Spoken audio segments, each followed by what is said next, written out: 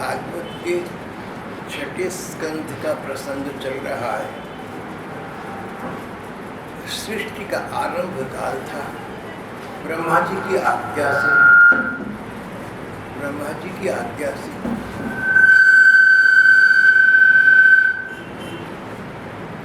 उनके मानसिक पुत्रों ने सृष्टि संसार का कार्य आरंभ किया।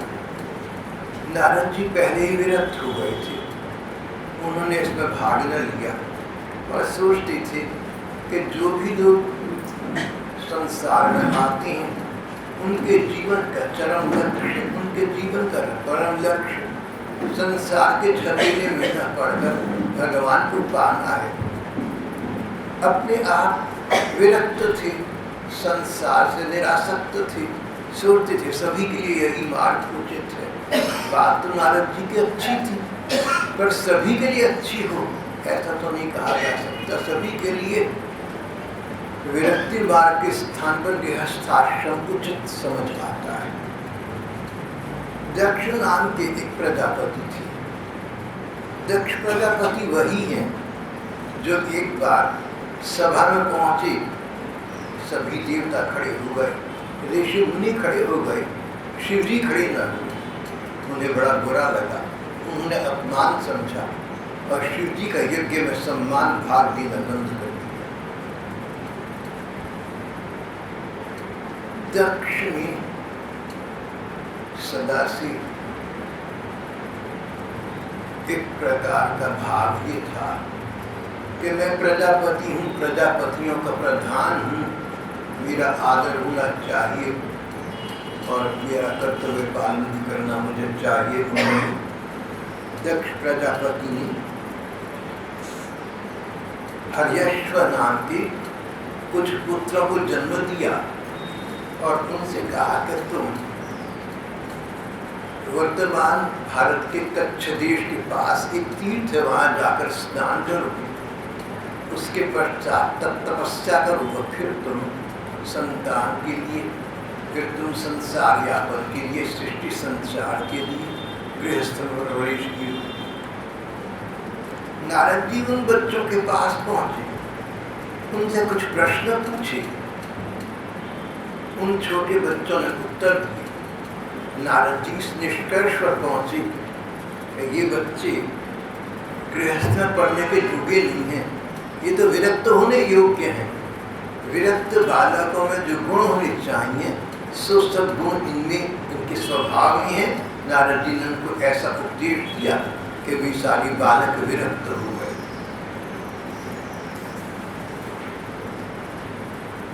जब दक्ष प्रजापति को पता लगा कि मेरे आज्ञाकारी पुत्र नारद जी के उपदेश से कर्तव्यच्युत हो गए हैं, बड़ा शोक हुआ, बड़ा बुरा लगा।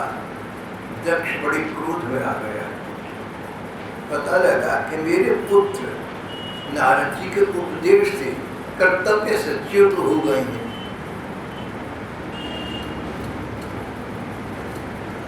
जैसा व्यक्ति होता है वैसा विचार करता है, वैसे विचार आते हैं। दक्ष गृहस्थ थे, प्रशासनिक सेवा में थे, सबसे बड़ी प्रजापति थी। उनको ये विचार नहीं आया कि मेरे लड़के विरक्त हो गए, बहुत अच्छा हुआ। मैं तो घर गृहस्थी के झमेले में फंस गया पर मेरे पुत्र विरक्त हो गए, भगवान को पाने के लिए तब तपस्या में लग गए, ये तो बहुत अच्छा हुआ। ऐसा विचार दक्ष को न आया। उन्होंने कहा कि नारद ने उपदेश देकर मेरे इन बालकों को कर्तव्य से च्युत कर दिया है। उनके विचार से प्रत्येक व्यक्ति का कर्तव्य पहले गृहस्थ पालन करना और उसके बाद संन्यास लेना है। दक्ष की बात ठीक है, अधिकांश लोगों के लिए ठीक है, पर सभी के लिए ठीक हो ऐसा तो नहीं। दक्ष के बाद आज तक के भारत के इतिहास में न जाने कितने विरक्त हो गए। हमारे अपने अर्वाचीन युग के स्वामी विवेकानंद विरक्त थे। और न जाने कितने विरक्त भक्त हो गए। जब दक्ष प्रजापति को पता लगा कि मेरे आज्ञाकारी पुत्र नारद के उपदेश से कर्तव्यच्युत हो गए, भी शोक से व्याकुल हो गए, उन्हें बड़ा बुरा लगा, बड़ा दुख पहुंचा, बड़ा क्रोध आया। नारद के उपदेश से ये कर्तव्य से च्युत हो गए। नारद ने इनको ऐसी पट्टी पढ़ाई, अपने आप तो इसका गृहस्थ है, अपने आप तो घर नहीं बसा सका, अब दूसरों को भी बर्बाद करता फिरता है। जब गृहस्थ थे उनकी बुद्धि ऐसी थी, उसने ऐसा ही सोचा। जैसा हमारा अपना जीवन है, जैसी हमारी अपनी बुद्धि है, उसके मापदंड पर हम दूसरों का विचार किया करते हैं।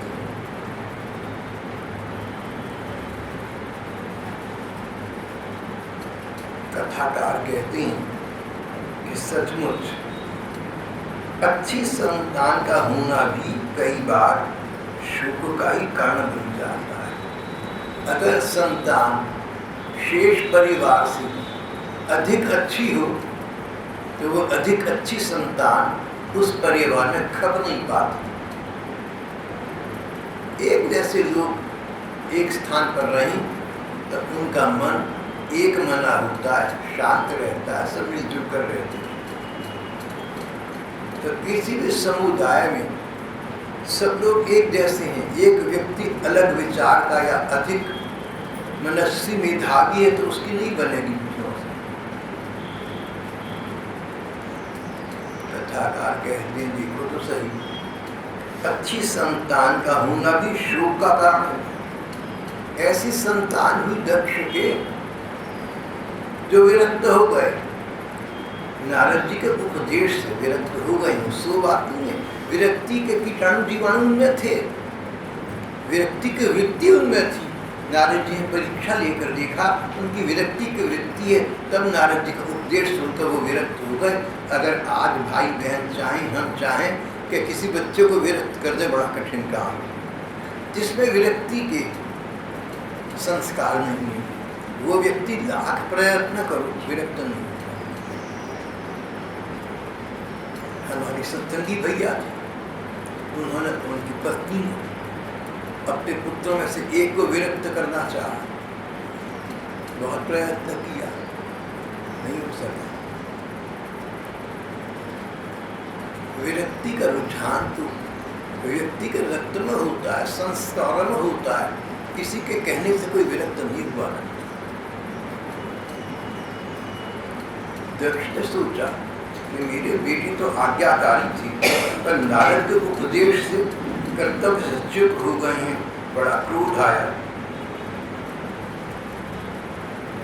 पर उस समय उन्होंने क्रोध का प्रदर्शन न किया, जैसे तैसे करके सहन कर लिया, अपने को शांत कर लिया। दोबारा उनके मानसिक बल से अनेक पुत्र हुए। अब उन्होंने सोचा कि इनको मैं शिष्य संचार कार्य में लगा दूंगा और अपने इन दूसरे पुत्रों के समुदाय को भी उसी सरोवर में स्नान करने भेजा। उस सरोवर का जल ऐसा था, उस सरोवर का वातावरण ऐसा था, वातावरण का बड़ा प्रभाव।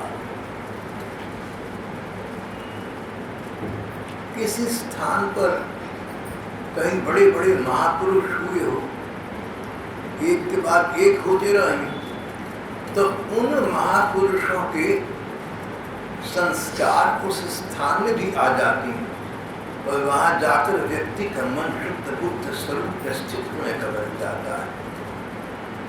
और कोई स्थान रक्तपात, हिंसा आदि से ग्रस्त रहा हो, वहाँ का वातावरण अपने अन्य प्रकार का होता है। इस सरोवर का वातावरण महापुरुषों के द्वारा सेवित था।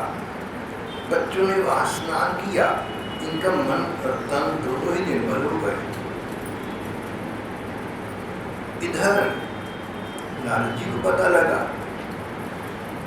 सोचा पहले इनके बड़े भाई विरक्त हो गए थे, इनसे भी जाकर बात करता हूँ, अगर ये विरक्ति के योग्य हो तो उपदेश देकर इनको भी सीधा भगवान में लगा।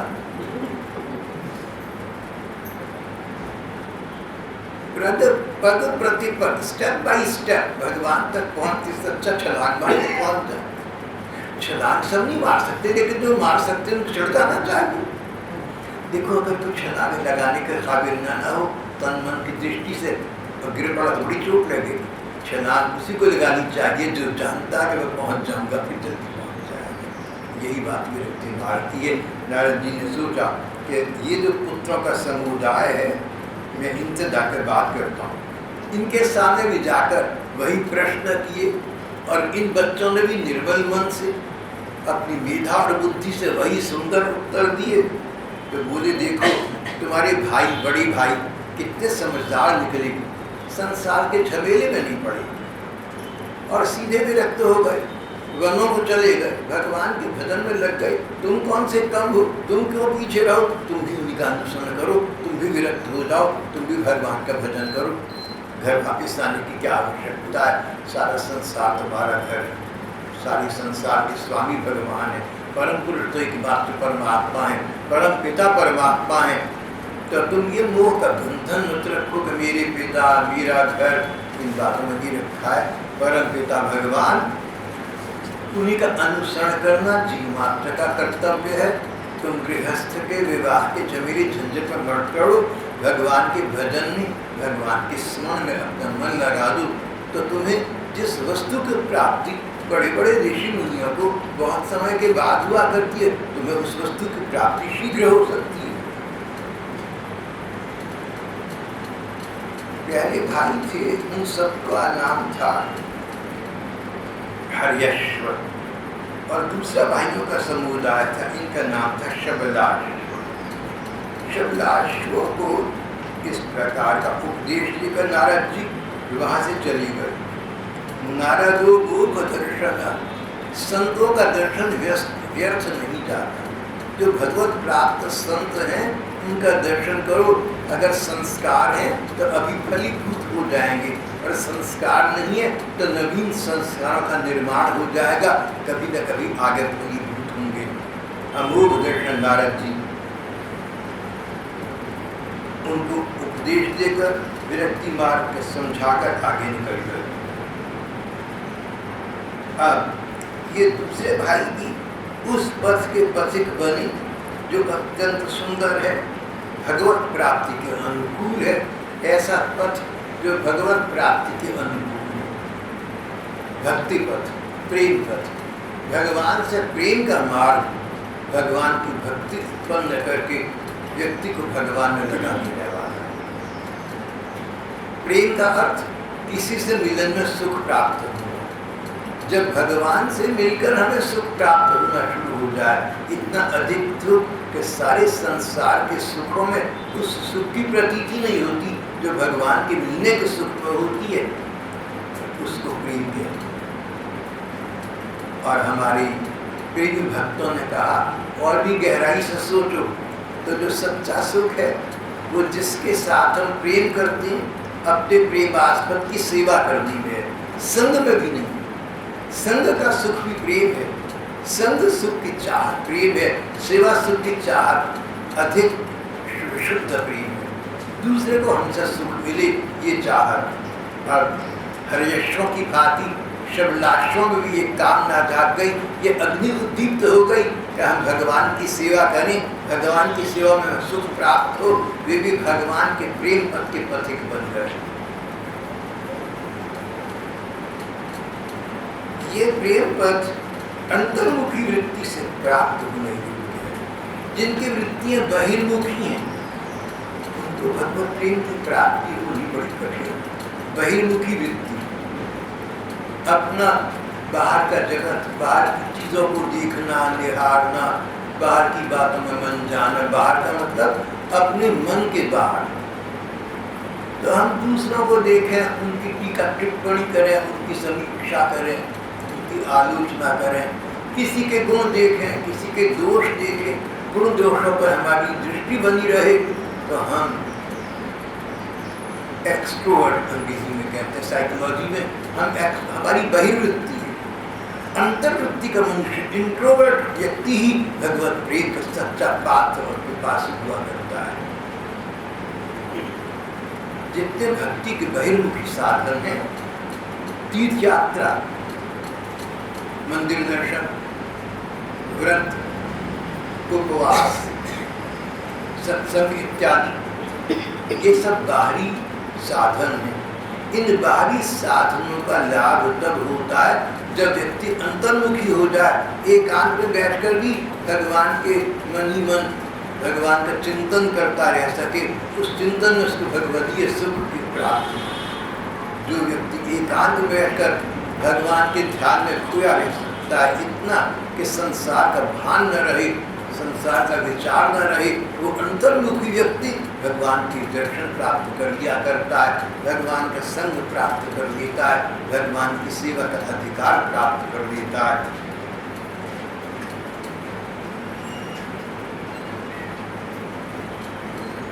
ये उस पथ के पथिक बनी जो अंतर्मुखी वृत्ति से प्राप्त होने योग्य है, अत्यंत सुंदर है और भगवत प्राप्ति के अनुकूल है। अंतर्मुखी वृत्ति होना भगवत प्रेम पिपासी के लिए नितांत अनिवार्य है, बहुत आवश्यक है। बाहरी वृत्ति है, बाहरी साधन भी ठीक है, बशर्ते कि बाहरी साधन व्यक्ति को अंतर्मुखी बनाती हो। अगर हम भगवान के उत्सव मनाते हैं, अगर हम बाहरी बातों में, अनुष्ठान आयोजनों में उत्साह रुचि लेते हैं तो बहुत सुंदर है, पर दिन प्रतिदिन हमारा मन अंतर्मुखी होना चाहिए। धीरे धीरे इन बातों से निवृत्त होकर हम भगवान के मानसिक चिंतन पर पहुंच जाए। बहिर्मुखी वृत्तियों का अंतर्मुखी हो जाना भगवत प्रेम पिपासु व्यक्ति का सहज स्वभाव बन जाता है। श्री सुखदेव जी कहते हैं, नारद जी चले गए, शबलाशों को उपदेश दे गए, शबलाशों ने भी अपने भाइयों के मार्ग का अनुबंध किया। नारद जी का दर्शन वाला व्यर्थ कैसे जाता, वे उस पथ के पथिक बन गए जो अंतर्मुखी वृत्ति से प्राप्त होने योग्य है, भगवत प्राप्ति के अनुकूल है और अत्यंत सुंदर है। जो लोग इस पथ पर लगे, भगवान के प्रेम के पथ पर लग गए, वे लोग बीती हुई रातों के समान नाद्यापीते निवर्तन्ते पश्चिमा यामी नीरेव। वे बीती हुई रात्रियों के समान न तो उस मार्ग से अब तक लौटे हैं और न आगे लौटेंगे। वो तो अपने अंतर्मन हो गए, ठाकुर में लग गए, भाव नयनों से अंतर्मन के नयनों से श्री भगवान का अवलोकन करने लगे, उसके सुख का अवगाहन करने लगे। बाह्य जगत से उन्होंने क्या लेना है, एक दिन आएगा इस बाहरी शरीर का, इस चोरे को भी छोड़ देंगे और आत्मा स्वरूप से, अपनी आत्मज्योति से, अपने सूक्ष्म रूप से अपने ठाकुर को सदा के लिए प्राप्त हो जाएंगे। तद्धाम परमं मम, और दोबारा उनका इस संसार में प्रत्यागमन वापसी नहीं होगा। उधर दक्षिण प्रजापति ने देखा कि मेरे शबलाश्व बेटे भी गए थे, तीर्थ करने गए थे, सरोवर स्नान करने गए थे, बहुत समय बीत गया, वापस न आए तो चिंता हो गई, आशंका हो गई, कहीं नारद ने इनको भी चौपट तो नहीं कर दिया।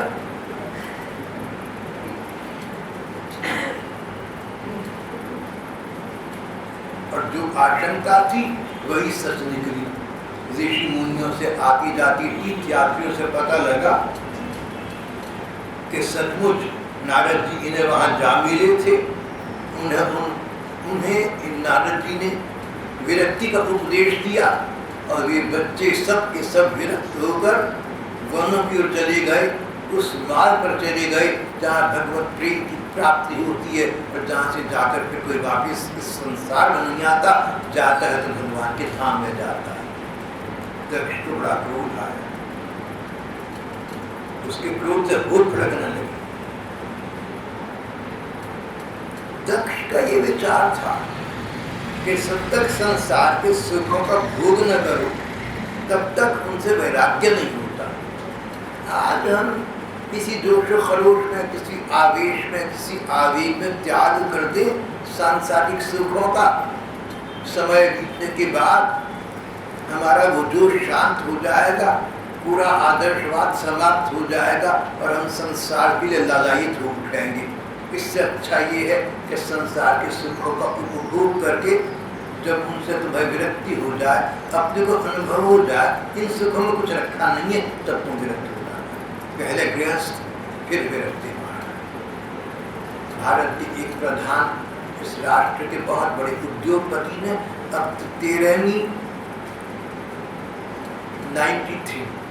93वीं वर्षगांठ पर एक आयोजन में, एक भरी सभा में, गण्यमान्य व्यक्ति की सभा में कहा कि मैं 93 वर्ष पूरे कर रहा हूँ, संसार का बहुत सुख देखा है। भारत के बहुत बड़े उद्योगपति, बस इतना कह सकता हूँ कि संसार के सुखों में रखा सुख तो कहीं और है, ये तो व्यर्थ आगे की। तो अगर इनकी वार्ता दक्ष ने सुनी होती तो कहते देखो जैसे भारत के इन प्रधान रईस को, उद्योगपति को अब संसार के सुख भोगने के बाद अपने आप उनकी नश्वरता का बोध हो गया, अब ये इस भगवान के भजन में लगेंगे, अगर अब ये एकांतिक चिंतन करेंगे, अगर अब अंतर्मुखी में रमण करेंगे तो ये भटकेंगे नहीं, साधारण व्यक्ति भटक जाएगा। दक्ष का ये सिद्धांत बिल्कुल ठीक है। मैंने आपसे कहा था, हमने ऐसे लोग देखे हैं जो किसी आदर्श में पढ़कर विरक्त हो गए, बाद में नहीं डटे रह सके, जमे नहीं रह सके, खत्म हो गए। हमारे पुराणों में भी ऐसे बहुत से ऋषि मुनियों का वृत्तांत आता है, लेकिन इसका अर्थ ये नहीं कि कई लोग, कि कोई भी लोग सदा से विरक्ति मार्ग के योग्य होते ही नहीं।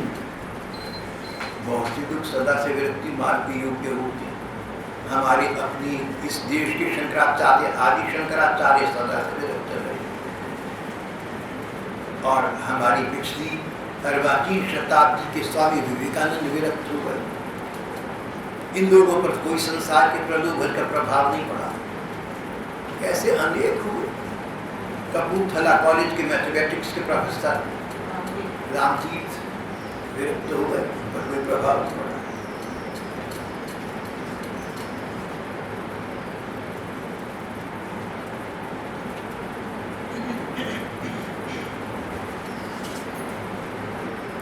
बात यहाँ आकर ठहरती है,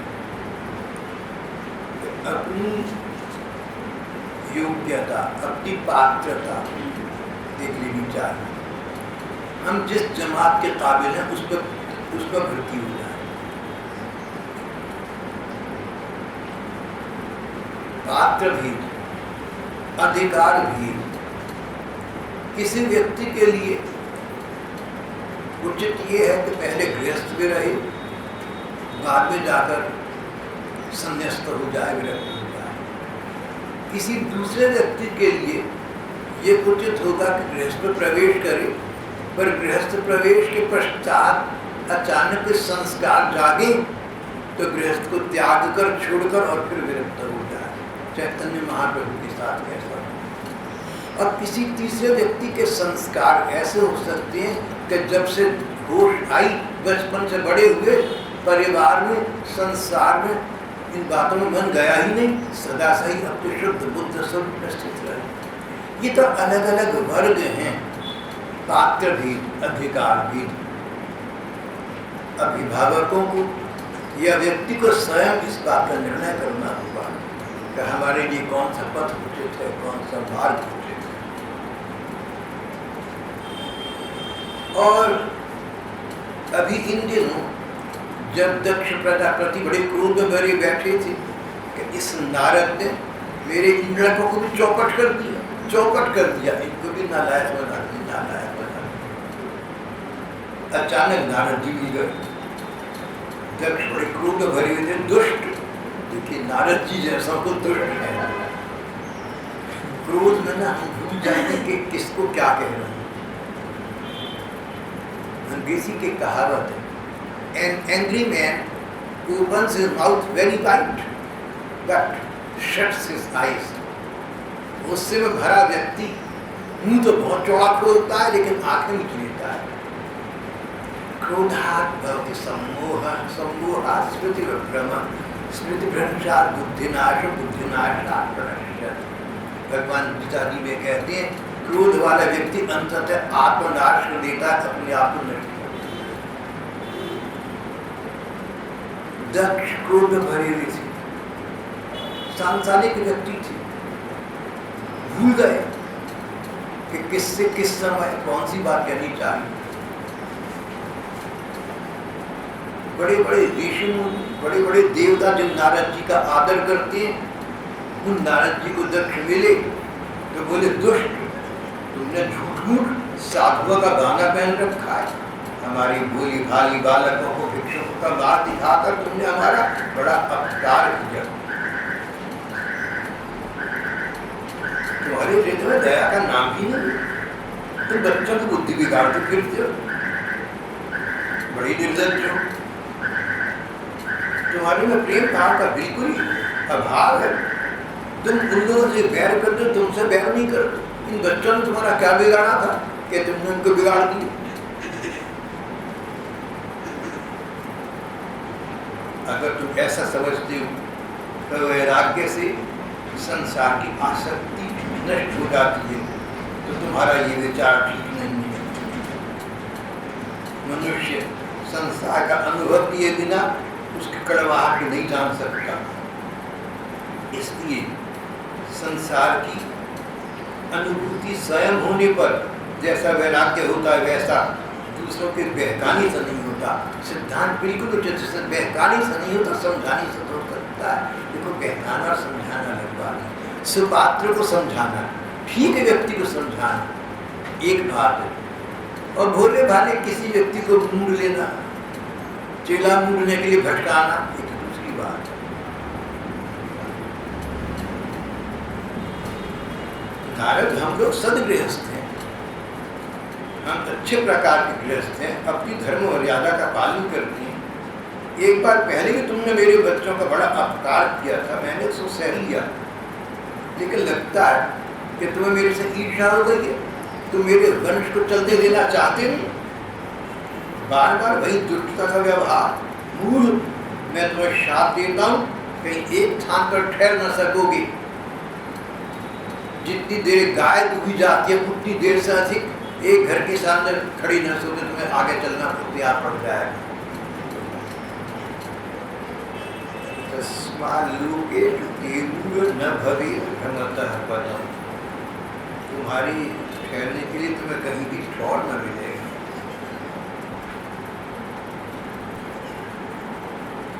नारद जी ने इतना बात सुनी, इतनी बात सुनी,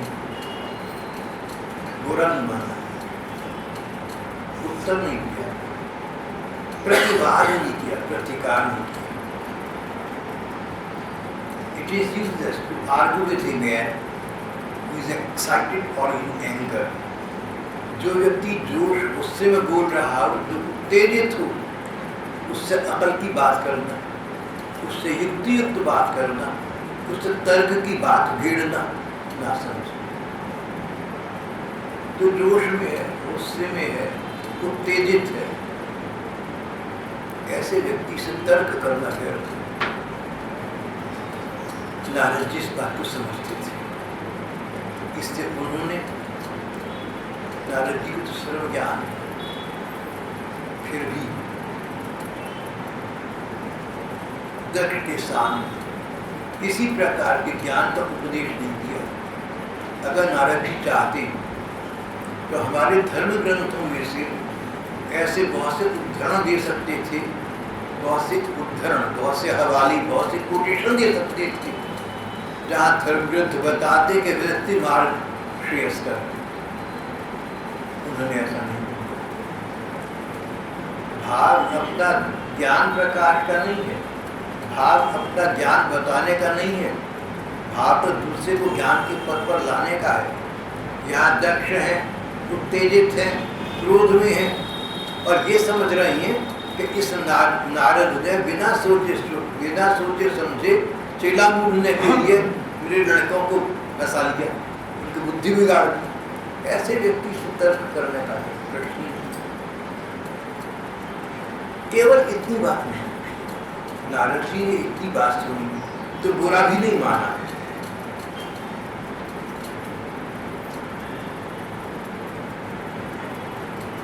बस इतना कहा, ठीक है जैसा तुम चाहो जैसा करो, और शाप का और दक्ष का शाप स्वीकार कर लिया।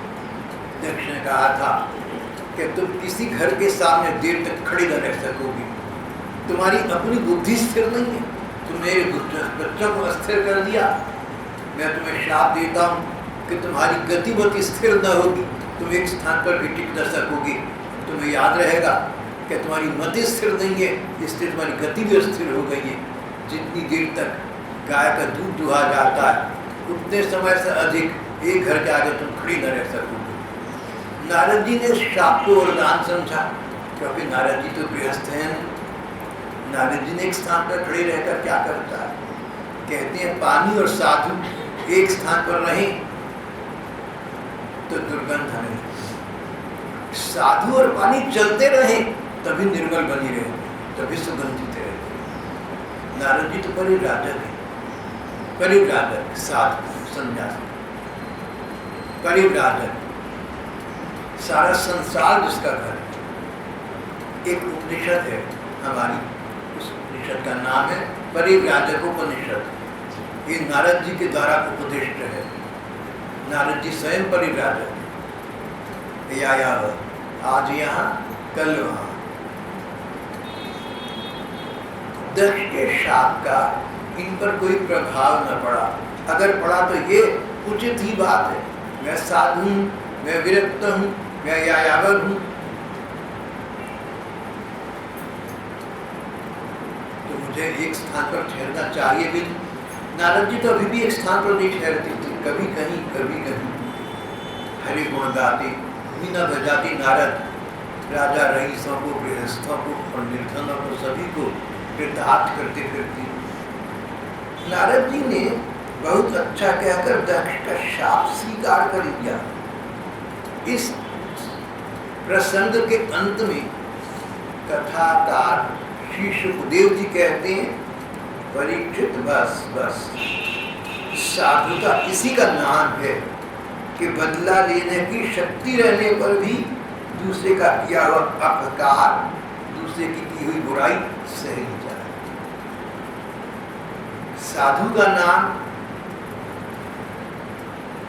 साधुता नाम किसका, किसे साधु कहते हैं? जिसने गेरुए कपड़े पहन लिए, कमंडलू उठा लिया, खड़ाऊ पहन ली, तिलक छापा लगा लिया, जरूरी नहीं कि वो साधु। साधु तो स्वभाव से होता है, साधु तो वृत्ति से होता है। नारद जी थे, ठीक मार्ग पर चल रहे थे। दक्ष के बच्चों की योग्यता देकर उन्हें ठीक मार्ग पर लगाया था। स्वयं दक्ष ने उन्हें गलत समझा और शाप दे दिया। नारद जी सच्चे साधु थे, उनको बुरा नहीं लगा। बोले दक्ष ने जो कहा ठीक है, कोई बात नहीं, चलते हैं यहाँ। इसका अर्थ ये भी न लगा लेना कि साधु का बाना पहनना बेकार। साधुता के लिए स्वभाव में साधुता होनी अनिवार्य है, आवश्यक है, एसेंशियल। और जो व्यक्ति साधु बन जाए मन से और फिर तन से भी साधु बन सके, वेशभूषा से भी साधु बन सके, बहुत अच्छा है। हाँ, वेशभूषा से न बन सके तो कोई आपत्ति नहीं। केवल वेशभूषा से साधु नहीं बनते, लेकिन केवल मन से साधु बन सकती है। जो व्यक्ति मन से साधु बन गया, तन से भी साधु बन जाए तो सोने में सुहागे का काम हो गया। कोई साधु बन गया हो ना, साधु वाली वेशभूषा धारण करता हो, तो ये ना कहना कि साधु के कपड़े पहनने में क्या रखा है, साधुता तो मन की बात है। भाई मन की बात तो ठीक है, लेकिन जिसने वेश भी साधु का न कर और भी अच्छा करा। हाँ, अगर कोई व्यक्ति मन से साधु नहीं है, ऊपर से साधु का बाना पहनता है, तो उसका अच्छा नाम है। साधुता स्वभाव का नाम, बदला लेने की शक्ति होने पर भी दूसरे की गई बुराई को, दूसरे के द्वारा किए गए अपमान को सहन कर लिया जाए, दूसरे का अहित न सोचें, दूसरे के विषय में पूरा चिंतन न करें, इसका नाम साधुता है। यहाँ पर हमारा आज का प्रसंग समाप्त होता है।